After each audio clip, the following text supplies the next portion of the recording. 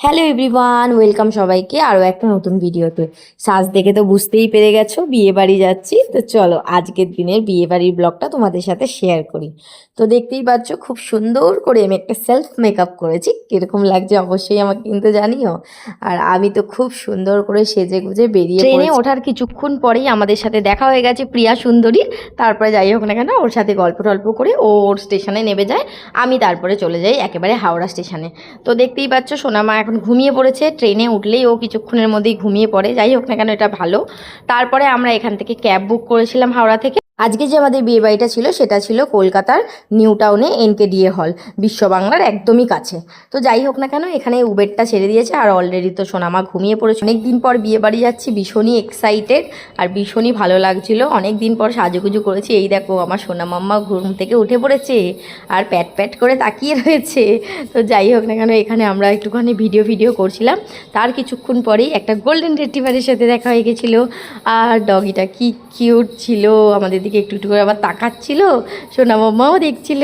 তো যাই হোক না কেন এই সব করতে করতে আমরা আমাদের ডেস্টিনেশনে পৌঁছে যাই। তো তোমাদেরকে দেখাই, এই যে একদম সামনেই ছিল বিশ্ব বাংলা। আমি কোনোদিনও বিশ্ব বাংলায় খেতে যাইনি, এখানে একবার খুব ইচ্ছা আছে লাঞ্চ বা ডিনার করার। তোমরা কেউ করেছো কিনা আমাকে অবশ্যই জানিও। আমার তো খুব ইচ্ছা রয়েছে, জানি না কবে পূরণ হবে। একদিন না একদিন তো নিশ্চয়ই হবে, এইটুকুনি তো আমি শিওর। দেখতেই দেখতে আমরা দেখো ফাইনালি হলের মধ্যে পৌঁছে গেছি। খুব সুন্দর করে ডেকোরেট করা ছিল, আমার তো বেশ ভালো লেগেছে। আর এখানে আমাদের সোনা মাম্মাও ঘুম থেকে উঠে পড়েছে।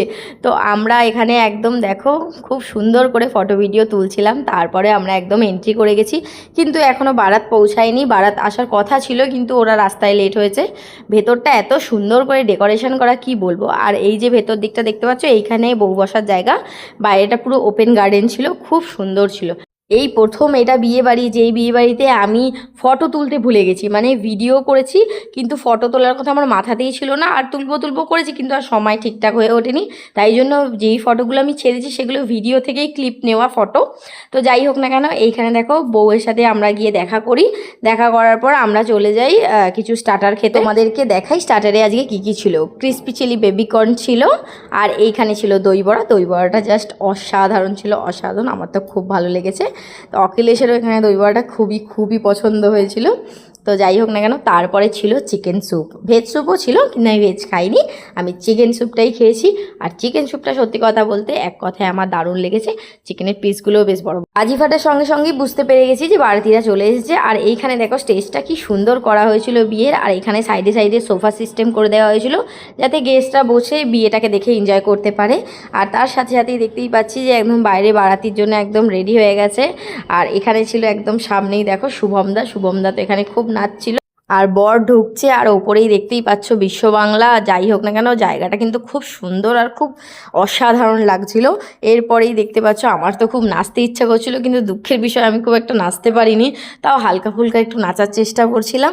তারপরে যাই হোক না কেন এইসব করার পর বারাতিরা যখন ঢোকে তারা তো খুব নাচানাচি হচ্ছিল, খুব এনজয় হয়েছে। আমি তো ফটো ভিডিও সব শেয়ার করেইছি তোমাদের সাথে। তো যাই হোক না কেন তারপরে আমরা ভেবেছিলাম বাড়ি ফিরতে হবে, কিন্তু কি আর করা যাবে, তাড়াতাড়ি করে খাওয়া দাওয়ার জন্য আমরা গেছিলাম। তারপরেও গিয়ে কিছুক্ষণ আমরা স্টার্টার খেয়ে নিই। নেক্সট আইটেম ছিল চিকেন কাবাব। এখানে হারিয়ালি আর রেশমি কাবাব দিয়েছিল, তার সাথে সাথে ছিল চা কফি, তাও আবার ভাঁড়ের মধ্যে। তারপরে ছিল এখানে ফুচকাটা তো থাকবেই, আর তার সাথে সাথে ছিল মকটেল। তো মকটেলটাও আমি খেলাম, বেশ ভালো লাগলো। তারপরেই চলে যাই আমরা একেবারে মেন কোর্সে, কিন্তু মেন কোর্স করার সময় আমরা ভিডিও করতে পারিনি।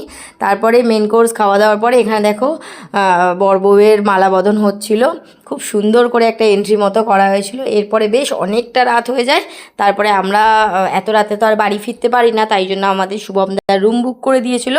এই যে সামনে এখানে একটা হোটেল ছিল, ওইখানেই আমাদের রুম বুক করে দেওয়া ছিল। তো আমরা চলে যাচ্ছিলাম আমাদের রুমেতে। বেশ অনেকটাই রাত হয়ে গেছিলো, যেহেতু সোনা মাম্মা অনেক ছোট, ওকে নিয়ে তো অত রাতে ফেরা সম্ভব না, তাই জন্য শুভমদা আমাদের জন্য রুম বুক করে দেয়।